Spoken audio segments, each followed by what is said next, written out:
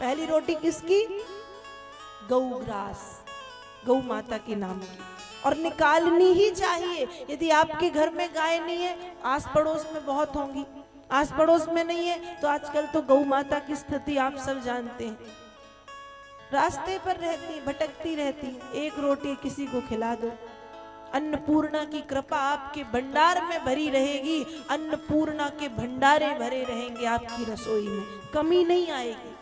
इसलिए ये नियम जो ऋषियों की परंपरा से चला आ रहा है, इस नियम को बरकरार रखना, इस नियम को बंद मत रखना कि एक रोटी की आलस में कि कौन बनाए एक रोटी, तो छोड़ो, आलस मत करना। पहली एक रोटी पहली ही बनती है गौ के नाम की, उसके बाद फिर शुरू होता है पति का नंबर, बच्चों का नंबर, माता पिता का नंबर या भगवान का भोग, पर पहली रोटी गौग्रास। गाय का बड़ा महत्व है और गौ सेवा होनी चाहिए। साथ ही ये कहूंगी कि गौ सेवा तब तक ना हो जब तक गाय दूध दे। आज क्या होता है, लोग घरों में गाय तो ले आते हैं, लेकिन सेवा उसकी तब तक होती है जब तक वो दूध दे रही है, जब तक घी मिल रहा है, जब तक दही छाछ इत्यादि मिल रहा है। और जैसे ही वो सब बंद हुआ, लोगों ने गाय को किसी चौराहे पे छोड़ दिया, कोई कसाई के घर दे आया, कोई कहीं छोड़ आया। ये बहुत गलत है। अरे हम भारतीय हैं, हम गाय को माता कहने वाले हैं, या तो फिर माता कहना छोड़ दो। क्यों माता कहने का ढकोसला और चोचला पाल के रखा है, पंचायत करके रखी है कि गाय माँ है, या माँ कहना छोड़ दो। और माँ कहते हो तो माँ की तरह व्यवहार भी करो। आपकी माँ बूढ़ी हो जाती है तो माँ को कसाई के घर छोड़ के आते हो, आपकी माँ बूढ़ी हो जाती है तो माँ को किसी चौराहे पर छोड़ते हो नहीं ना, सेवा करते हो, शुश्रूषा करते हो, जितनी बन पड़े उतनी करते हो। इसलिए जब गाय बूढ़ी हो जाए, दूध देना बंद करे, तो इस तरह से उसको घर से मत निकालो, उसको चौराहे पे मत छोड़ो, उसको कसाई के यहाँ कटने के लिए मत भेजो कि लोग गौमांस खा के पापी बने। घर पे ही रखो, थोड़ी बहुत जितनी सेवा। यदि 4 गाय हैं, एक और बूढ़ी गाय रही आएगी तो क्या बिगड़ेगा आपका? थोड़ा सा खाएगी, थोड़ा सा पिएगी, भगवान ने दिया है तो उसकी सेवा करते रहो, पर गौ सेवा करें हम। और ये जो व्यवहार आज भारत में गाय के लिए हो रहा है, कितने संत, कितने महात्मा आवाज उठाते हैं, गौ रक्षा हो, गौ रक्षा हो, गौ रक्षा हो, पर होने वाली नहीं है। वो गौ सेवा का मुद्दा जो वो एक चुनावी बन गया है, अब तो बस वोटों का मुद्दा बन गया है। इसको वोटों की राजनीति में शामिल मत करो, इसको हृदय की राजनीति में शामिल करो कि भारत में कृष्ण भी यदि आए हैं तो गौ सेवा की है, इसलिए उनका नाम एक पड़ा है गोपाल। गौओं का पालन पोषण किया है तो गोपाल कहलाए। तो यदि घर पे गाय है तो इस तरह से हम अपमान और तिरस्कार ना करें, गौ सेवा करें। गौ सेवा का महत्व है। गाय में ममता, करुणा, वात्सल्य, सुनने और समझने की शक्ति होती है, इसलिए हम गौ सेवा करें, गौ पालन करें। आज हम कुत्ता पालते हैं, अच्छी बात है, मना कोई भी जानवर बुरा नहीं, सबसे प्रेम होना चाहिए, अच्छी बात है, बहुत ठीक है। लेकिन जो सुविधाएं हमने उसको दे रखी हैं, कुत्ते को अपने घर में, जो लोग बहुत बड़े बड़े धनवान हैं, एसी में कुत्ता रहता है, गाड़ी में कुत्ता घूमता है। गाय तो ये नहीं कहती कि एसी में सुलाओ, गाड़ी में घुमाओ, चरने के लिए घास दे दो, फूस दे दो, पानी दे दो, पी खा के रहेगी, उसमें भी दूध देगी, घी देगी, मट्ठा देगी। कुत्ता क्या देगा? गंदगी के अलावा कुछ नहीं। हाँ, थोड़ी वफादारी है, सेवा सभी की। मैं किसी भी जानवर के विरोध में कभी नहीं हूं, सबसे प्रेम हो। लेकिन गाय सिर्फ जानवर नहीं है, गाय हमारे धार्मिक और आध्यात्मिकता से जुड़ी हुई है। गाय हमारे भगवत तत्व से संबंधित है, ईश्वर से जुड़ी हुई है और माँ है। इसलिए गौ सेवा हो, गौ रक्षा हो। आज जब नामकरण की बारी आई तो गर्गाचार्य जी भी कितनी बड़ी बात कहते हैं कि नामकरण तो होगा पर घर में नहीं होगा। क्यों? क्योंकि घर से ज्यादा पवित्र गौशाला है, गौशाला में नाम होगा। आज भी जब बच्चे छोटे होते हैं तो माता एक टोटका करती है गांव में। गांव में ये देखा जाता है, एक तो काजल का टीका लगाती है बच्चे को नजर न लगे, और दूसरा बच्चे के पेट में या छाती में गाय का गोबर लगा देती है गांव में। शहरों में तो आजकल मॉडर्न हो गए हैं लोग, ये सब मानते ही नहीं, पर गांव में ये चलता है कि बच्चे के पेट में, बच्चे की छाती में गाय का गोबर, उससे कहते हैं कि अलाय बलाय, ये टोना टोटका नजर वजर ये कुछ नहीं आती। तो कहा कि गौशाला बड़ी पवित्र है, इसलिए घर पे नहीं, नामकरण होगा तो गौशाला में होगा। नंद बाबा भी अपने दोनों लाला को लेकर के गौशाला पहुंचे।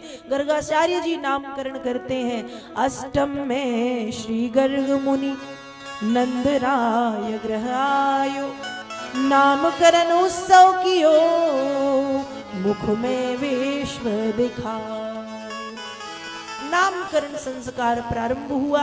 नंद बाबा से गर्गाचार्य जी कहते हैं, अयम ही रोहिणी पुत्रो रमयन् सूरदो गुणै, आख्याश्चिते राम इति वलाधिक्याद बलम विदु।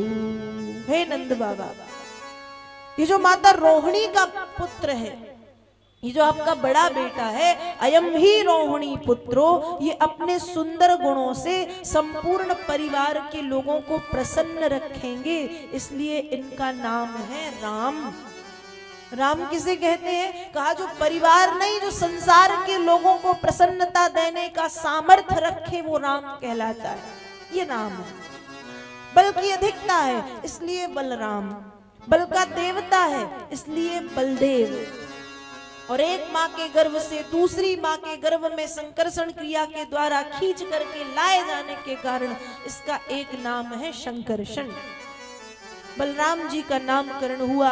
बारी आई ठाकुर की। गर्गाचार्य बोले, आसन वर्णास्त्रयोरस्य गृह्यतोनु युगम तनु, शुक्लो रक्तस्तथा पीत इदानीं कृष्णतां गतः।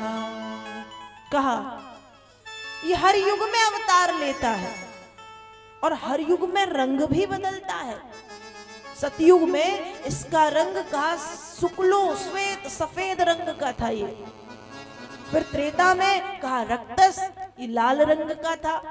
फिर आया द्वापर तो कहा फिर एक युग में पीत पीले रंग का था। फिर आया द्वापर तो कहा द्वापर में ये कृष्ण काले रंग का है, इसलिए इसका एक नाम है कृष्ण। इदानीम कृष्णतां गतः, इसलिए नाम है कृष्ण। मन को मोहेगा, मन मोहन कहलाएगा। तरण तारण करेगा, तारणहार कहलाएगा। गौओं का पालन पोषण करेगा, गोपाल कहलाएगा। इंद्रियों को वश में रखेगा, गोविंद कहलाएगा। वृंदावन में विहार करेगा, वृंदावन विहारी कहलाएगा। रास नृत्य का प्रेमी होगा, रास बिहारी कहलाएगा। किसी पर्वत को अपनी कनिष्ठिका पर धारण करने के कारण गिरिवरधारी कहलाएगा। नामकरण किया। पर हे नंद बाबा, तुम्हारा लल्ला चोरी भी करेगा। अब नंद बाबा बड़ी टेंशन में कि बताओ, बुढ़ापे में तो बड़ी मुश्किल से एक लाला हुआ और वो भी चोर निकल गया। नंद बाबा को बड़ी चिंता है। गर्गाचार्य जी बोले बाबा चिंता मत करो। नंद बाबा बोले कैसे ना करे चिंता, बुढ़ापे में बड़ी मुश्किल से एक लाला हुआ और वो भी चोर निकल गया, चिंता का तो विषय है।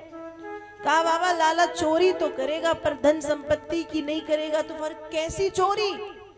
कहा माखन का प्रेमी होगा, माखन की चोरी करेगा, इसलिए लाला का एक नाम है माखन चोर। नंद बाबा बोले ये तो चलेगा, माखन चोर नाम रख दिया। कहा हे नंद बाबा, आपके लल्ला के कोई 2-4 नाम नहीं है, आपके पुत्र के हजारों नाम हैं। विष्णु सहस्त्र नाम में श्री हरि के 1000 नामों का वर्णन है। आपका पुत्र भी गुण, कीर्ति, लक्ष्मी, ऐश्वर्य, प्रताप, बल, बुद्धि, विवेक और सुंदरता में भगवान विष्णु के समान जान पड़ता है। ये नहीं कहा कि भगवान विष्णु ही है, बस इशारा कर दिया, क्योंकि भगवान ने पहले से मना किया था कि बताना नहीं मैं कौन हूं। गर्गाचार्य जी ने कहा क्यों ना बताऊं? कहा इसलिए मत बताना, यदि मैया को पता चल गया कि मैं भगवान हूं तो मैया मुझे अलमारी में बंद करके रख देगी। हम भगवान जी को ऐसे ही तो रखते हैं, किसी अलमारी में रख दिया फिर बंद भी कर दी, रात हो गई तो, या अलग से मंदिर बनाया तो उसमें रख दिया फिर बंद कर दिया। कहा मैया को यदि पता चला तो मैं भगवान हूं तो उठा के अलमारी में रख देगी, इसलिए बताना नहीं कि मैं भगवान हूं। तो नंद बाबा से गर्गाचार्य जी बोले कि इनमें कुछ गुण हैं भगवान के, कुछ गुण भगवान विष्णु के जैसे हैं। नामकरण हुआ भगवान कृष्ण का, बलराम का। देखिए जब नामकरण की बारी आई तो नंद बाबा ने गर्गाचार्य जी को बुलाया, वैसे ही त्रेता में राजा दशरथ ने गुरु वशिष्ठ को बुलवाया और बाबा तुलसी मानस में लिखते हैं, धरेऊ नाम गुरु हृदय विचारी, वेद तत्व नृप तव सुतचारी, नामकरण करवऊ सर जानी, भूप बोले कठिन मुनियानी, भूप बोले पठये मुनियानी। जब नामकरण की बारी आई द्वापर त्रेता में तो वशिष्ठ जी ने आके नामकरण किया और कहा, हे राजन दशरथ के जो आपके चारों पुत्र हैं, ये पुत्र नहीं, ये चारों वेद पुत्र के रूप में आपको प्राप्त हो गए हैं। ऋग्वेद, यजुर्वेद, सामवेद और अथर्ववेद पुत्र स्वरूप बन के आपके यहाँ पधारे। नामकरण किया राम, भरत, लक्ष्मण और शत्रुघ्न। जब गर्गाचार्य नंद बाबा को लगा तो गर्गाचार्य जी आए, दशरथ को लगा तो वशिष्ठ जी आए। वैसे ही ये जो नामकरण है ये हमारे सनातन धर्म में बहुत सुंदर संस्कार है। हमारे सनातन धर्म में 16 संस्कारों का वर्णन है जो गर्भाधान से प्रारंभ होते हैं। गर्भाधान, चूड़ाकरण, नामकरण, यज्ञोपवीत, कर्णभेदन, अन्नप्राशन, विवाह, अंत्येष्टि 16 होते हैं, अंत्येष्टि तक 16वां। और इन संस्कारों की बड़ी महिमा है और वैज्ञानिक महत्व भी है। ये संस्कार सिर्फ ऐसे नहीं कि संस्कार है, यदि इन पर चिंतन किया जाए कि संस्कार होते क्यों हैं, क्यों होता है गर्भाधान, क्यों होता है नामकरण, क्यों होता है चूड़ाकरण, क्यों होता है अन्नप्राशन, क्यों होता है विवाह, तो इनका वैज्ञानिक महत्व भी छिपा हुआ है इन संस्कारों में। तो बहुत महत्व है। हमारे घरों में जब बालक बालिका जन्म ले तो नाम बड़े सोच समझ के रखिएगा, अपने मन से उल जुलूल अटपट कुछ भी नाम मत रखिए, क्योंकि नाम का बड़ा प्रभाव पड़ता है मन, मस्तिष्क और बुद्धि पर। इसलिए नाम सोच के समझ के, हाँ प्यार से आप बुला सकते हैं, कुछ भी प्यार से। बेटे को तो फिर मैया यशोदा भी पता नहीं क्या क्या कहती थी, कनुआ कहती थी, लाला कहती थी, कान्हा कहती थी और बहुत कुछ कहती थी। तो प्यार से हम बच्चों को बुलाएं, लेकिन जो नामकरण होता है वो नामकरण करना चाहिए और कराना चाहिए किसी पुरोहित, किसी ब्राह्मण से, किसी विद्वान से। और यदि आपको लगे कि हम किसी पुरोहित, किसी विद्वान, किसी ब्राह्मण, किसी संत को नहीं बुला सकते तो बिल्कुल मत बुलाइए। अपने घर के किसी बुजुर्ग से अपने बालक बालिका का नामकरण संस्कार अवश्य कराइए, क्योंकि नामकरण का बालक के मन, मस्तिष्क और बुद्धि पर प्रभाव पड़ता है। नामकरण हुआ, कुछ दिन व्यतीत हुए और अब भगवान कृष्ण चलने लगे। तो वेद व्यास जी भागवत में लिखते हैं, कालेन व्रजतालपेनो गोकुले राम केशवौ, जानुभ्याम सह पाणिभ्याम रिंगमाणौ बिजवहतु। कहा कुछ समय के बाद व्रजतालपेनो, व्रज में राम केशव, राम और कृष्ण दोनों भैया चलने लगे। कैसे चलने लगे? कहा जानुभ्याम घुटनों केवल, सहपाणिभ्याम हाथों केवल, रिंगमाणौ बिजवहतु रेंग रेंग के घसट घसट के चलने लगे। और जब चलने लगे तो मैया ने इनको कमर में घुंघरू वाला करधन और पैरों में घुंघरू वाली पायल पहनाई।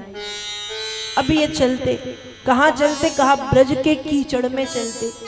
तो पायल की घुंघरू की आवाज आती थी छम छम छम छम, और कीचड़ की आवाज आती थी चप चप चप चप। तो भगवान कृष्ण भी पीछे मुड़ के बार बार देखते कि आवाज कहाँ से आ रही है।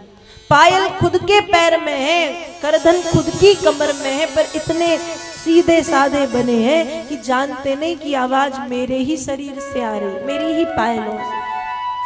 यहाँ मैया ने खूब नहलाया धुलाया, तैयार किया, श्रृंगार किया, और ठाकुर जी का नियम कीचड़ में जाके खेलते। मैया कहती लाला लगता है पूर्व जन्म में तू सुअर था।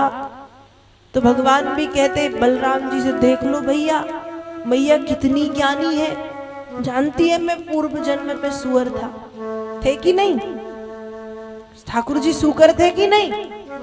प्रभु का एक अवतार हुआ बराह के रूप में। द्वितीयम तु भवायाश्च रसादल गताम महीम उद्धरश्यनुपादत्त यज्ञेशः सौकरम बपुः। एक अवतार हुआ सूकर के रूप में, दूसरा अवतार 23 अवतारों में। तो मैया कहती लाला तू दिन रात कीचड़ में खेलता, ऐसा लगता है पूर्व जन्म में सूकर था। तुम भगवान भी कहते हाँ हाँ था, तुमको कैसे पता मैया, तुम तो बड़ी ज्ञानी हो। मन ही मन ठाकुर जी कहते और कीचड़ में खेलते। थोड़े से बड़े हुए तो हाथ उठा करके गायों को बुलाते, धौरी धूमरी गोरी काली कृष्णा कपिला, गैयों के नाम ले लेके गुहार लगाते। कभी गोपियों को बुलाते, कभी ग्वालों को बुलाते, कभी माखन मिश्री मांग के खाते। इतने उपद्रवी हो गए ठाकुर कि गैया के जो छोटे छोटे से बछड़े होते हैं, जब छोटा बछड़ा कितना उछलता कूदता है, ठाकुर जी भी इतने से, बछड़ा भी छोटा सा, उस गैया के बछड़े की पूंछ पकड़ते। अब पूंछ पकड़ी तो बछड़ा दौड़ता तो ठाकुर जी घसीटते जाते, ऐसा उपद्रव करते बताओ। और गैया के जो बड़े बड़े वो होते हैं बैल, सांड जिनको हम कहते हैं, उनकी बड़ी बड़ी सींगे, डर नहीं लगता, सींगों में दोनों हाथ डाल के लटक जाते। अब जब लटकते तो बैल इस तरफ सिर करता तो इस तरफ सिर करता तो इस तरफ झूला झूलते। बताओ ऐसा बच्चा कोई उपद्रव करता है? जैसे उपद्रव ठाकुर जी ने किए। गोपियां भी आश्चर्य करती कितना उपद्रवी है मैया तुम्हारा लल्ला। बड़ा उपद्रव ठाकुर ने करना प्रारंभ किया, और अब तो इतना उपद्रव की गोपिकाएं शिकायत लेकर के आती हैं। एक दिन की बात है, कम से कम 15 गोपी सुबह सुबह मैया यशोदा के आंगन में खड़ी हैं। वत्सानुमुंचन क्वचिद समये क्रोश संजात हासः स्तेयं स्वादपत्यदधिपया कल्पितै स्तेय योगैः मरकान् भोक्षण विभजति सचेन नात्ति भाण्डं विनत्ति द्रव्यालाभैश्च ग्रह कुपितो यात्युपकोष्यतो कान्। गोपिकाएं शिकायत ले लेकर के आती है, मैया तेरो लाला बड़ो उपद्रवी है गयो, मैया बर्ज लियो, मैया रोक लियो, मैया समझा लियो। मैया कहती क्या किया लाला ने? गोपियां कहती ये पूछो क्या नहीं करता तुम्हारा लाला। कहा फिर भी बताओ क्या किया? कहा अरे मैया गाय लगने का समय यदि सुबह 7 बजे है तो सुबह 5 बजे से आकर के बछड़े छोड़ देता है, बछड़े गाय का सारा दूध पी जाते हैं, और जब हम गाय लगाने जाती हैं तो गैया हमें लात मारती। मैया ने कहा थोड़ा सा डांट दिया करे, आंखें दिखा दिया करे, समझा दिया करे, चिल्ला दिया करे, डरा दिया करे। गोपियों ने कहा मैया आप क्या सोचती हो, हमने ये सब नहीं किया होगा? अरे सब किया है, क्रोध संजात, क्रोध भी दिखाया है, लेकिन जब जब क्रोध दिखाया है हासा, ये हंसने लगा है।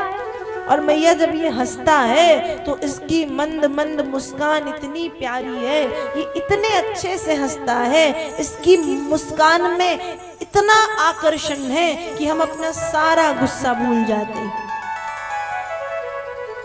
तो मैया ने कहा वो गलती तुम्हारी है, मैंने तो कह दिया डांट लो, ये कर लो, वो कर लो, उसके हंसते ही तुम आकर्षित हो जाती हो, तो मैं कुछ नहीं कर सकती। दूसरे दिन कुछ गोपिकाएं फिर पहुंची, मैया बड़ो उपद्रवी है। क्या किया? कहा यदि माखन छीके पे लटका है, रखा है, तो पहले इनकी नसैनी बनती है। नसैनी जानते ना, सीढ़ी कैसी? कहा पहले 8, फिर 6, फिर 4, फिर 2, फिर 1। कहा तब भी यदि मटकी को नहीं पा पाते तो मटकिया में छेद कर देते, माखन गिरता, खुद खाते, ग्वाल वालों को खिलाते, और तो और गाय, गाय के बछड़े, बंदर, कुत्ते के पिल्ले, छोटी छोटी बिल्लियां, सबको माखन लुटाते। तीसरे दिन कुछ गोपिकाएं फिर पहुंची, मैया जिसके घर में तुम्हारा लाला पहुंच जाए उसके घर की हालत ऐसी होती है कि हम क्या बताएं। कहा कैसी होती है? कहा अकेले तो जाता नहीं, अपने साथ कम से कम 15-20 और लेके जाता है, ग्वाल वाल, फिर कुत्ते के पिल्ले, फिर बिल्ली, फिर गाय के बछड़े, सब जाते हैं, सब माखन खाते हैं। और फिर घर की हालत ऐसी होती है कि माँ हम क्या बताएं, समेटते समेटते 2 दिन लग जाए, इतना उपद्रव। चौथे दिन कुछ गोपिकाएं फिर पहुंची। कहा जब खूब माखन खा लेता है और खिला देता है तो अंत में भांडम भिनती, मतलब बुजुर्गों के हाथ की बनी बड़ी बड़ी मटकियों को ये फोड़ देता है। मैया तुम्हारा लल्ला बड़ा उपद्रवी है, समझाओ, रोको। गोपिकाएं शिकायत ले लेकर के आती हैं ठाकुर जी की। अब एक दिन की बात है, एक गोपी वृंदावन में नई नई आई। आपसे तो, आपके मतलब मैनपुरी से तो वृंदावन बहुत पास में है ना, 3-4 घंटे लगते होंगे जाने। तो आपको तो बड़ी लीलाएं पता भी होंगी ठाकुर जी की। कैसी लीलाएं? कहा एक गोपी व्रज में नई नई आई थी ब्याह के, और जब ब्याह के नई आई तो वो जानती नहीं है अभी, क्योंकि किसी दूसरे गांव से आई है। तो दूसरी गोपियों से सुना है कि कन्हैया नाम का बच्चा है, बड़ा उपद्रवी है। तो कहती है कि अरे तुम क्यों उस छोटे से लाला से डरती हो, उसको तो मैं ऐसे ही सुधार दूंगी। दूसरी गोपियों ने कहा देख ये विचार अपने मन में लियो भी मत। क्यों? यदि ये विचार आ गया तो फिर तेरी वो कैसी हालत करेगा हम नहीं जानते, क्योंकि इतना टेढ़ा है कि आज तक कोई नहीं सुधार पाया, पर उसने अच्छे अच्छे टेढ़ों को सुधार दिया है। हाँ अच्छा। गोपी ने कहा अब तो मैं सुधार के रहूंगी। ऐसी बातचीत गोपियां कर रही हैं और भगवान ने सुन लिया। भगवान ने कहा अच्छा अच्छा मुझे सुधारेगी।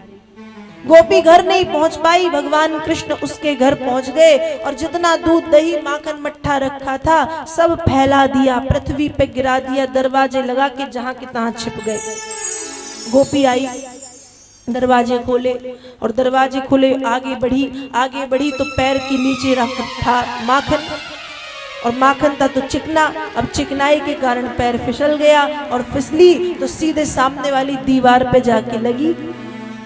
भगवान छिपे थे, निकल के आए और निकल करके बोले कि देख गोपी मैया धन्यवाद दे इस दीवार को, यदि आज ये दीवार न होती तो सीधे आज अपने मायके में दिखाई देती, सीधे अपने पीहर में नजर आती। और ऐसा कहकर के ठाकुर जी वहां से चले गए। अब गोपी का दिमाग खराब कि अब तो मैं बताती हूँ उसको। कुछ समय बीत गया और 4-5 दिन जब बीते, सब भूल भाल गए, तो गोपी ने बड़ा दूध दही माखन ताजा ताजा सब तैयार किया है। भगवान को पता चला तो भगवान भी माखन चोरी करने पहुंच गए। गोपी ने एक योजना बनाई है कृष्ण को पकड़ने के लिए। सारे जगह घंटियां लटकाई हुई हैं। सबसे पहली जो दरवाजे पे घंटी लगी है, भगवान उस घंटी से कहते हैं कि घंटी आज तुम बजना मत। घंटी ने कहा जो आज्ञा प्रभु आप कहो और मैं बजूं। बिल्कुल नहीं बजूंगी। दरवाजे खुल गए पर घंटी नहीं बजी। अब भगवान आगे बढ़े, फिर वो सीढ़ी बन गई उनकी 8, फिर 6, फिर 4, फिर 2, फिर 1, तब भी घंटी नहीं बजी। मटकिया छीके वाली रस्सी पे घंटी है, उस रस्सी को पकड़ा, घंटी नहीं बजी। मटकिया में घंटी है, मटकिया को पकड़ा, घंटी नहीं बजी। मटकी के भीतर हाथ डाला, घंटी नहीं बजी। हाथ बाहर निकाला, घंटी नहीं बजी। लेकिन जैसे ही माखन खाया, माखन के खाते ही घंटी बज गई, और जैसे ही घंटी बजी तो गोपी आ गई। भगवान ने कहा घंटी मैंने मना किया था बजना मत, और तू क्यों बजी मेरे मना करने के बाद भी? घंटी ने कहा देखो प्रभु मुझे मत डांटो, इसमें मेरी कोई गलती नहीं है। तो कहा किसकी गलती है? आपकी। कहा मैं बजा था क्या? बजी थी तू। कहा प्रभु पर गलती आपकी है। कैसे? कहा वेदों में आपने लिखवाया है या लिखा है या कहा है कि जब ठाकुर जी को भोग लगता है तो घंटी का बजना जरूरी होता है। कहा जब ठाकुर भोग लगाए और घंटी ना बजे ये कैसे हो सकता है? आपने लगाया भोग, मेरा काम था बजना, तुम्हें बज गई। अब घंटी तो बजे ही, आ गई गोपी। अब जब गोपी आई तो सब छोड़ छोड़ के प्रभु को भाग गए। प्रभु पृथ्वी पर गिरे। गोपी ने पकड़ लिया। लाला आज पकड़ में आया है। तेरी मैया रोज कहती है कभी पकड़ के तो लाओ, कभी पकड़ के तो लाओ। आज बताती हूँ तेरी मैया को कि देख तेरा लाला कितना उपद्रवी है। पर गोपी कहती है आज मैं तुझे तेरे घर नहीं तेरी मैया को यहाँ लेके आऊंगी। और गोपी ने एक रस्सी निकाली और रस्सी से गोपी ठाकुर जी को बांधने लगी। जब रस्सी से गोपी ठाकुर जी को बांधने लगी तो गोपी अभी नई नई सी है, उसको रस्सी बांधते नहीं आता। मतलब रस्सी में गांठ लगाती है और गांठ छूट जाती है, ठीक से बांध नहीं पा रही। भगवान ने गोपी को अपनी मीठी मीठी बातों में लगाना प्रारंभ किया। मीठी मीठी बातों में ठाकुर जी लगाते हैं गोपी को कि मैया तुमसे तो बांधते भी नहीं बनता, चलो आओ हम तुम्हें बांधना सिखा दें। गोपी भी कहती हाँ हाँ सिखा दो। कहा तो चलो यहाँ नहीं, यमुना के किनारे किसी पेड़ के नीचे मैं अच्छे से बांधना सिखाऊंगा। गोपी को भगवान यमुना के किनारे एक पेड़ के नीचे ले गए। पेड़ के सामने खड़ा करके 4-5 लपेटी रस्सी 4-5 बार और 4-5 गांठें बांध दी। अब जब गठान बांधी गोपी बंध गई तो गोपी कहती अब मैं बंध गई, अब तो छोड़ दो, अब मैं सीख गई बांधना।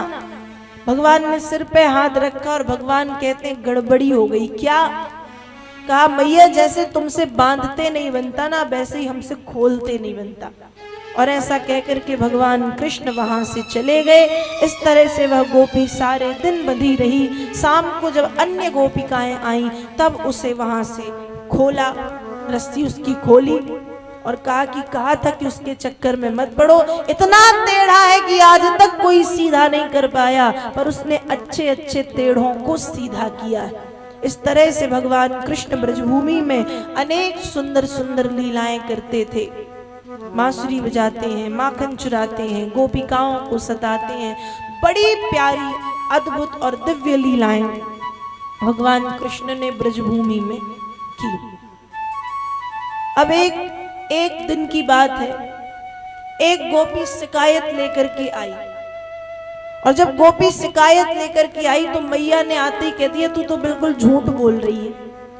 गोपी ने कहा मैया तुमने सुना कुछ नहीं और कह दिया झूठ बोल रही है। कहा मैं जानती हूँ तू झूठ बोल रही है। गोपी ने कहा कैसे मैं झूठ बोलूंगी? कहा तेरे घर न गैया है, न दूध होता है, न दही होता है। मेरा लाला माखन की चोरी करने जाता है जो तेरे यहाँ होते ही नहीं। कहा मैया मैं भी समझती थी कि कृष्ण मेरे यहाँ कभी नहीं आएगा, लेकिन मैया अभी कल की बात है, मैं यमुना जी गई थी पानी भरने। फिर कहा मेरी छोटी सी बेटी खटिया पे सो रही थी। फिर कहा तुम्हारा ये लल्ला आया, पूरे घर में घूमा। जब माखन दूध दही कुछ नहीं मिला तो इसको ये उपद्रव औरा। इसने क्या किया, मेरी बिटिया की चुटिया खटिए के पटिए में बांध दी और बांध के कान में कह दिया हौवा। हौवा मतलब भूत, और भाग गया। अब मेरी बेटी सो रही थी, जैसे ही कान में सुनाई दिया हौवा उठ के बैठ गई। उठ के बैठी तो चोटी बंधी थी पीछे खटिया से। अब चोटी बंधी थी, उठ रही है पर चोटी बंधी है तो उसको लगा उसके बाल पीछे से भूत पकड़ के खींच रहा है। तो जोर जोर से चिल्लाती मैया हौवा आया, मैया हौवा आया। उसी समय मैया अच्छा हुआ मैं पहुंच गई। मैंने सोचा कहां से हौवा आ गया, लेकिन जब देखा तो मैया तुम्हारा ये छोटा सा हौवा वहां से निकल के भागा। मैया मैं समझ गई कि सारे ब्रज का भूत तो यही है। सारे ब्रज में नाक में दम करके रखा है, ऐसे ऐसे उपद्रव करता है जो कभी किसी ने नहीं किए। मैया तुम्हारा लल्ला बहुत उपद्रवी है, ब्रज लो, रोको, समझाओ। गोपिकाएं शिकायत ले लेकर के आती हैं और कुछ गोपिकाएं शिकायत के बहाने प्रभु का दर्शन करने आती हैं और मन ही मन गान करती हैं। गोपिकाएं कहती हैं, बड़ा सुंदर भाव, मेरे बाके बिहारी लाल तू इतना ना करियो श्रृंगार, नजर तोहे लग जाएगी, नजर तोहे लग जाएगी।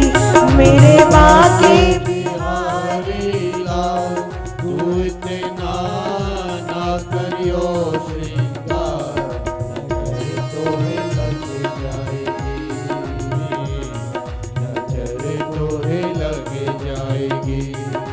तेरी सूरतिया पे मन मोरा अटका, तेरी सूरतिया पे मन मोरा अटका, प्यारा लगे तेरा पीला पटका, प्यारा लगे तेरा पीला पटका, तेरे घूंघर वाले बाल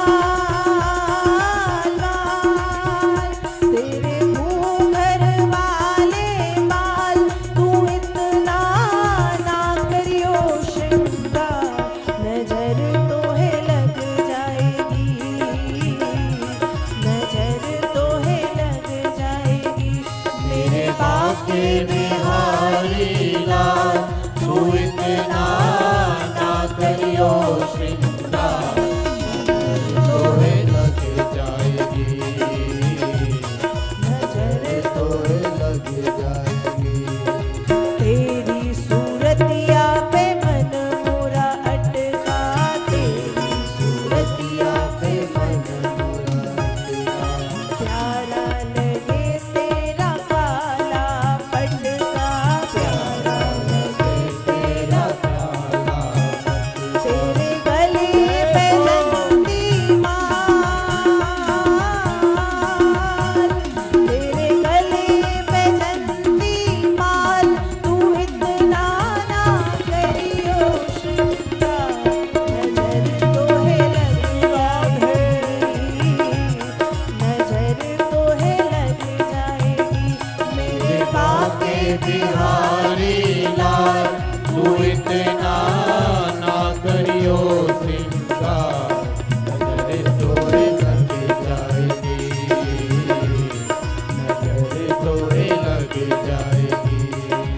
मच गया शोर सारी नगरी रे, सारी नगरी रे, आया बीरज का बाका संभाल तेरी घघरी रे, आया बीरज का बाका संभाल तेरी गगरी रे। मच गया शोर सारी नगरी रे, सारी नगरी रे, आया बीरज का बाका संभाल तेरी घघरी रे, आया बीरज का बाका संभाल तेरी गगरी रे। गोविंदा आला रे आला, जरा मटकी संभाल ब्रजबाला, गोविंदा आला रे आला जरा मटकी संभाल ब्रजबाला, गोविंदा आला रे आला, जरा मटकी संभाल ब्रजबाला, गोविंदा आला रे आला जरा मटकी संभाल ब्रजबाला। ओ मच गया शोर सारी नगरी रे, सारी नगरी रे, आया बीरज का बाका संभाल तेरी घघरी रे, आया बीरज का बाका संभाल तेरी गगरी रे। आया बीरज का बाका संभाल तेरी घघरी रे, आया बीरज का बाका। एक बार पूरे पंडाल से देखो, प्रभु की माखन चोरी वाली लीला चल रही, इसलिए पूरे पंडाल से दोनों हाथ ऊपर उठा के ताली सेवा करते हुए सभी, नटखट बंसी वाले गोकुल के राजा, मेरी अखियां तरस गई अब तो आजा, नटखट बंसी वाले गोकुल के राजा, मेरी अखियां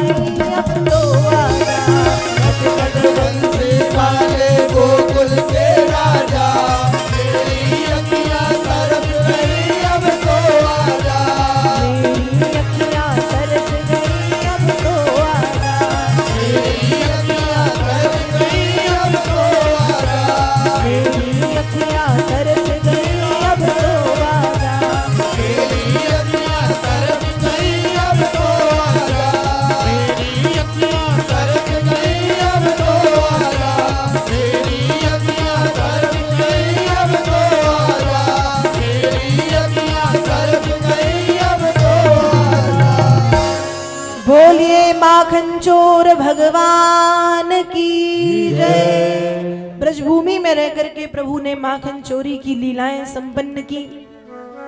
एक दिन की बात है, भगवान श्री कृष्ण गाय चरा करके लौटे। तब भगवान कृष्ण देखते हैं कि नंद बाबा और अन्य व्रजवासी किसी यज्ञ की तैयारी में लगे हुए हैं। तो भगवान कृष्ण ने प्रश्न किया कि बाबा आप ये क्या कर रहे हैं, किस यज्ञ की तैयारी कर रहे हैं? तब नंद बाबा ने बताया कि लाला वर्षा के देवता इंद्र हैं और इंद्र को प्रसन्न करने के लिए हम यज्ञ कर रहे हैं। कहा बाबा आपको कैसे पता वर्षा के देवता इंद्र हैं? क्या आपने कभी इंद्र को बारिश करते हुए देखा है? कहा लाला देखा तो नहीं, फिर कैसे माना? कहा हमारे पूर्वज कहते आए हैं कि वर्षा के देवता इंद्र हैं, तो हमने भी मान लिया कि इंद्र हैं। उस समय भगवान कृष्ण ने कहा कि वर्षा के देवता इंद्र नहीं, गिरिराज गोवर्धन हैं। कहा ये पहाड़? कहा हाँ ये पर्वत सिर्फ वर्षा के नहीं, हमारे ब्रज के देवता भी गोवर्धन हैं। कहा कैसे, कैसे हुए ब्रज के देवता? कहा ऐसे हुए, ब्रज में जो गोवर्धन पर्वत है, उस गोवर्धन पर्वत पर हजारों और लाखों वृक्ष हैं और वृक्षों के कारण ही इंद्र वृष्टि करते हैं। यदि वृक्ष ही ना हो तो वर्षा ही ना हो। आज हम देख रहे हैं हमारे यहाँ लगातार पेड़ों की कटाई, वृक्षों की कटाई होती है, पेड़ काटे जा रहे हैं। उसका परिणाम क्या? उसका परिणाम ये कि बारिश कम हो रही है या बहुत ज्यादा हो रही है। बारिश के 4 महीने थे, लेकिन अब मुश्किल से 1-1.5 महीने पानी गिरता है, और वो भी ऐसा कहीं इतना कि बाढ़ पे बाढ़ आ गई और कहीं बिल्कुल नहीं, सूखा पड़ा हुआ है। ये असंतुलन वृक्षों की कटाई के कारण। तो भगवान कृष्ण भी वही कह रहे हैं कि गोवर्धन पर लाखों वृक्ष हैं, वृक्षों के कारण इंद्र वृष्टि करते हैं। तो ब्रज के देवता और वर्षा के देवता गोवर्धन हैं। और तो और गोवर्धन पर हमारी गैया ग्रास करने जाती है, आकर के दूध देती हैं, वह दूध बिकता है। जब दूध बिकता है तो हमें धन धान्य की हमारी आजीविका चलती है। तो बाबा केवल वर्षा के देवता नहीं, हमारे ब्रज के देवता भी गोवर्धन हैं। जब भगवान ने इस तरह से समझाया तो नंद बाबा और जिन ब्रजवासियों ने इंद्र के पूजन के लिए सामग्री एकत्रित की थी, वही सामग्री दूसरे दिन गोवर्धन की पूजन में लगा दी। गोवर्धन पर्वत के लिए यज्ञ करना प्रारंभ किया, और जब गोवर्धन पर्वत के लिए पूजन करना प्रारंभ किया, षोडशोपचार विधि से गिरिराज का पूजन किया गया। अपाद्य अर्घ आचमन स्नान कराया, वस्त्र पहनाए, उपवस्त्र पहनाया, यज्ञोपवीत चढ़ाया, भोग लगाया, हवन किया इत्यादि, और 56 प्रकार के व्यंजन भोग में लगाए। और गिरिराज से निवेदन भी किया, त्वदीयं वस्तु गोविंद त्वभ्यमेव समर्पये ग्रहाण समुखो भूत्वा प्रसीद परमेश्वरो। भोग लगाया गया, गिरिराज की आरती गाई गई, गिरिराज की आरती की गई। और जब ये सब हो रहा था, उस समय गिरिराज के ऊपर भगवान श्री कृष्ण ने अपना एक रूप अलग से प्रकट किया। एक कृष्ण नंद यशोदा के बीच में बैठे हुए हैं और दूसरे कृष्ण गोवर्धन पर खड़े होकर गोवर्धन बन के अपना पूजन करा रहे हैं। सभी ब्रजवासियों ने इंद्र का पूजन छोड़ के गिरिराज गोवर्धन का पूजन किया। गिरिराज को 56 भोग समर्पित किया। और जब गिरिराज को 56 भोग समर्पित किया, हमारे यहाँ भी गिरिराज को 56 भोग समर्पित किया जा रहा है, तो हम भी यहीं बैठे बैठे गिरिराज से निवेदन कर दें, अपने स्थान पर बैठे बैठे हाथ जोड़ के कि गिरिराज आए और हमारे इस मानसिक भोग को स्वीकार करें। आओ आओ सांवरिया बेघा आओ, जी मोजी भोग लगाओ, है 56 भोग तैयार जी। मारा सांवरिया करे मनोहार जी, ओ मारा सांवरिया करे मनोहार जी। आओ आओ सांवरिया बेघा आओ, जीवो जी भोग लगाओ, है 56 भोग तैयार जी। मारा सांवरिया करे मनोहार जी, तुम्हारा सांवरिया करे मनोहार जी। आओ आओ सांवरिया बेघा आओ, जीवो जी भोग लगाओ, है 56 भोग तैयार जी। मारा सांवरिया करे मनोहार जी, तुम्हारा सांवरिया करे मनोहार जी, तुम्हारा सांवरिया करे मनोहार जी, तुम्हारा सांवरिया करे।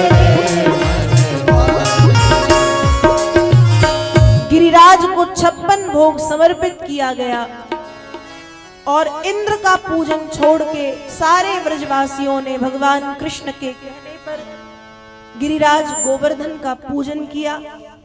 जब गोवर्धन का पूजन किया गया तो सभी ब्रजवासी नाच रहे हैं, गा रहे हैं, गोवर्धन की आरती गा रहे हैं, पूजन इत्यादि करके अपने अपने घर लौटे। जब ये बात इंद्र को पता चली कि इंद्र ने मेरा पूजन छोड़ के गिरिराज गोवर्धन का पूजन किया है, उस समय जब ये बात पता चली इंद्र को, तब इंद्र ने प्रलय के समान संसार को डुबा देने वाले बादलों को आदेश दिया कि वृष्टि करके व्रज को डुबा दो। हाथी के सूंड के समान भयंकर मोटी मोटी धाराएं गिरने लगी, बादल गरजने लगे, बिजली चमकने लगी और इंद्र स्वयं ऐरावत हाथी पर बैठ करके वज्र से वृंदावन के ऊपर प्रहार करने लगा। बड़ा भयंकर तूफान आया, बाढ़ आ गई। उस समय सभी ब्रजवासी भागते हुए भगवान कृष्ण की शरण में पहुंचे और भगवान कृष्ण की शरण में पहुंच करके प्रभु से निवेदन किया कि हे कृष्ण, तुमने ही कहा था इंद्र का पूजन छोड़ दो और गोवर्धन का पूजन करो, अब इंद्र के प्रकोप से हमें कौन बचाएगा। उस समय भगवान कृष्ण ने कहा चिंता मत करो, मेरे साथ आओ। सारे ब्रजवासियों को लेकर के ठाकुर गिरिराज की शरण में आए, गिरिराज को प्रणाम किया और प्रणाम करके अपने दाहिने हाथ की सबसे छोटी उंगली कनिष्ठिका पर ठाकुर जी ने गिरिराज गोवर्धन उठाया। बोलिए गिरिराज धरण की जय। गोवर्धन धारण किया, सभी ठाकुर का जय जयकार करने लगे, जय हो जय हो जय हो। उस समय धन्य है ठाकुर जो कहते हैं कि मैंने गोवर्धन नहीं उठाया, तो किसने उठाया? ठाकुर जी ने कहा कछु माखन को बल बढ़ो, कछु माखन को बल बढ़ो, कछु गोपिन करे सहाय। श्री राधा जू की कृपा से मैंने गिरिवर लियो उठा। ठाकुर कहते हैं मैंने गिरिराज नहीं उठाया, तो कहा कुछ माखन जो मैंने चुरा चुरा के खाया है उसका बल था, कुछ सहायता हमारे व्रज के ग्वालों ने की है और अपनी आराधिका श्री राधा की कृपा से मैंने गिरिराज धारण किया है। प्रभु ने गिरिराज उठा दिया और सारे व्रजवासी उस गोवर्धन पर्वत के नीचे चले आए। 7 कोस लंबे चौड़े गिरिराज पर्वत को भगवान कृष्ण 7 दिनों तक बिना कुछ खाए पिए अपनी सबसे छोटी उंगली कनिष्ठिका पर धारण किए रहे।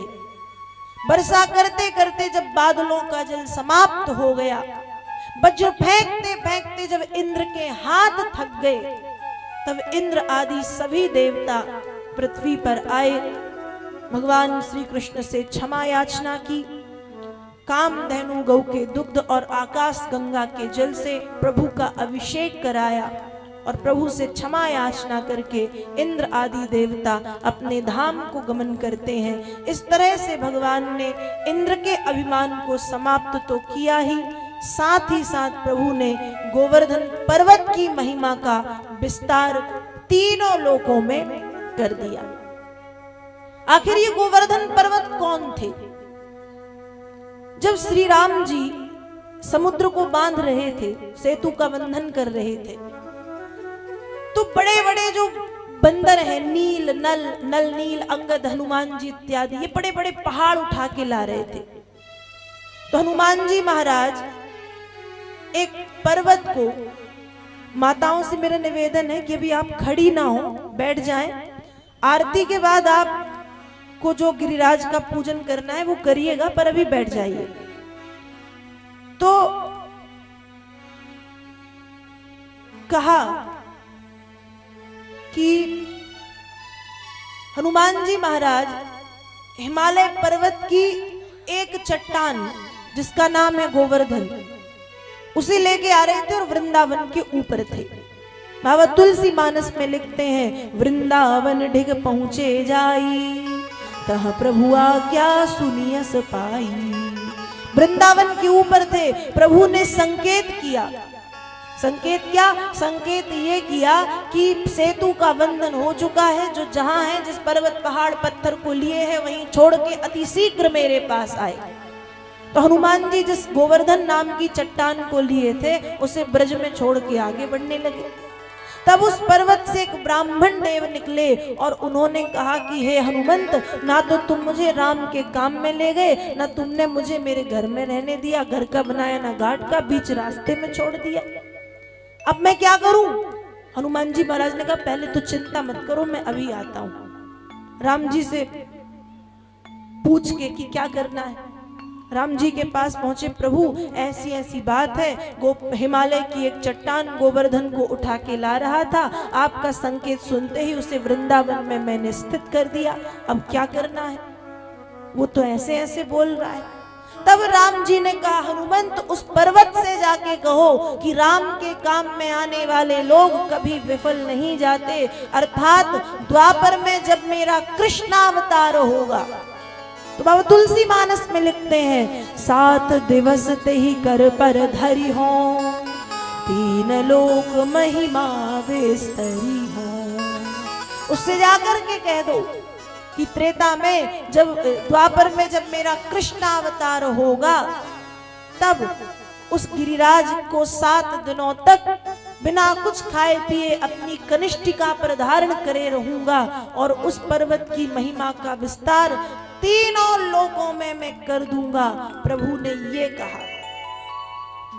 त्रेता में दिए गए वचन को द्वापर में पूर्ण किया, गिरिराज को तो उठाया, उठा के वचन को पूर्ण किया, महिमा का विस्तार किया और इंद्र के अभिमान को भी प्रभु ने समाप्त कर दिया।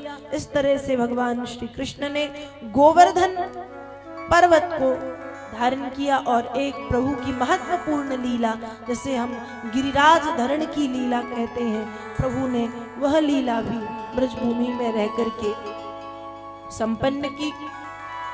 कुछ दिन व्यतीत हुए, भगवान को पता चला यमुना में एक कुंड है, इसमें कालिया नामक 101 फणों वाला विषधर सर्प रहता है, जिसकी विष की अग्नि के कारण यमुना का पावन जल हमेशा निरंतर उबलता और खौलता रहता है।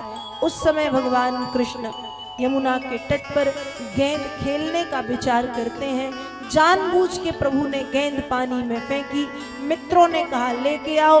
गेंद लेने के बहाने भगवान कृष्ण यमुना के उस विषैले जल में प्रवेश करते हैं और प्रवेश करके भगवान कृष्ण ने तच्चित्रतांडव विरुगुण फणात पत्रो रक्तम मुखैरुपमन्रप भगन गात्रा स्मृत्वा चराचर गुरुं पुरुषं पुराणं नारायणं तमरणं मनसा जगामो। भगवान ने कालिया का मान मर्दन किया।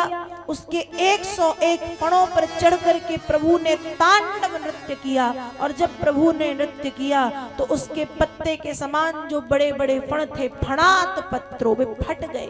रुरु बमन, मुख से बार बार बमन, बमन कहते वॉमिटिंग, उल्टी होने लगी। किसकी? रुरु बमन, रक्त की उल्टियां होने लगी।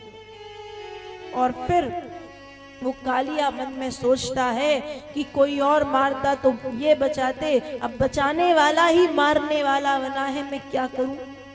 और अंत में नारायणम तमरणम मनसा जगामो, उसने अपने मन को नारायण के चरणों में समर्पित किया। भगवन् त्राहि माम त्राहि माम त्राहि माम, मैं आपका शरणागत हूँ। और जैसे ही भगवान की शरण में पहुंचा, ठाकुर जी उसके 101 फणों से नीचे उतरे, उसके फणों पे घाव बन गए थे, उसके सिर पर हाथ फेर के उसके घाव को ठीक किया और कहा यमुना को छोड़ के रमणक द्वीप में जाकर के विहार करो। तब कालिया ने कहा कि भगवान वहां मुझे गरुण जी सताते हैं, गरुण को श्राप है, वे यमुना के इस कुंड में नहीं आ सकते, पर इसलिए मैं यहाँ छिप कर के रह रहा था, अब कहीं भी जाऊंगा वो मुझे सताएंगे। भगवान ने कहा चिंता मत करो, जब गरुड़ तुम्हारे सिर पर मेरे पद चिन्हों को देखेंगे तो वे तुम्हें सताएंगे नहीं, इन पद चिन्हों को प्रणाम करेंगे। अपने परिवार समेत रमणक द्वीप पर जाकर के विहार करो। इस तरह भगवान ने यमुना के विषैले जल को पुनः पावन बनाया और कालिया का मान मर्दन किया। ब्रजभूमि में रह करके प्रभु ने अनेक सुंदर दिव्य लीलाएं संपन्न की, बड़ी प्यारी लीलाएं प्रभु ने संपन्न की। तो आगे की कथा हम कल श्रवण करेंगे और कल की पावन कथा में हम सभी यहाँ पर भगवान श्री कृष्ण के विवाह की कथा को सुनेंगे। कल भगवान श्री कृष्ण का विवाह माँ रुक्मणी जी के साथ बड़े धूमधाम से संपन्न होना है। तो माताएं और भाई कोई बाराती बन के आए और कोई घराती बन के आए, बड़े भाव से कल हम भगवती रुक्मणी और ठाकुर के विवाह की कथा यहाँ पर श्रवण करेंगे। और इसी के साथ नारायण सेवा संस्थान परिवार से कुछ सूचनाएं, तत्पश्चात आज की कथा की पावन आरती में हम प्रवेश करेंगे। बोलिए राधा कृष्ण भगवान की जय। श्री राधे राधे राधे। पूज्या प्राची देवी जी के अमृतमय वाणी से सप्त दिवसीय श्रीमद् भागवत कथा ज्ञान गंगा महोत्सव की आज पंचम दिवस की कथा से हम सभी कथा प्रेमी बंधुजन जुड़े। आइए आज हमारे समक्ष यो अतिथि पधारे हैं भोगांव के विधायक महोदय परम आदरणीय श्रीमान राम नरेश अग्निहोत्री साहब बीजेपी से हैं। मैं निवेदन करना चाहूंगा कृपया मंच पर पधारें। आयोजक यजमान परिवार आदरणीय मदन मोहन जी पांडे साहब और किशन जी दुबे साहब आप श्री को लेकर मंच पर पधारें। विधायक महोदय जी को लेकर मंच पर पधारें। और व्यासपीठ से नारायण सेवा संस्थान परिवार, पांडे परिवार और पूज्या प्राची देवी जी के द्वारा आप श्री का स्वागत अभिनंदन वंदन करते हैं। साथ ही पूर्व विधायक महोदय आदरणीय अशोक चौहान जी आपको भी मैं मंच पर आमंत्रित करना चाहूंगा, मंच पर पधारें। नारायण सेवा संस्थान परिवार आयोजन समिति पांडे परिवार आप सी का बहुत बहुत अभिनंदन वंदन स्वागत करती है। बीजेपी के जिला अध्यक्ष महोदय आलोक गुप्ता जी आपको भी मैं सादर मंच पर आमंत्रित करना चाहूंगा कि मंच पर पधारें। ये हमारा सौभाग्य है, आप व्यस्तता आपकी अधिक रहती है, लेकिन आयोजक यजमान परिवार पांडे परिवार आदरणीय किशन जी दुबे साहब और नारायण सेवा संस्थान परिवार ने जब आपसी से प्रार्थना की तो अपना बहुमूल्य समय निकालकर आज के इस आयोजन में आप उपस्थित हुए हैं। तो आदरणीय विधायक महोदय जी, पूर्व विधायक जी और जिला अध्यक्ष महोदय जी के लिए एक बार जोरदार तालियां बजाकर हम सभी मिलकर उनका बहुत बहुत अभिनंदन वंदन स्वागत करते हैं, धन्यवाद ज्ञापित करते हैं।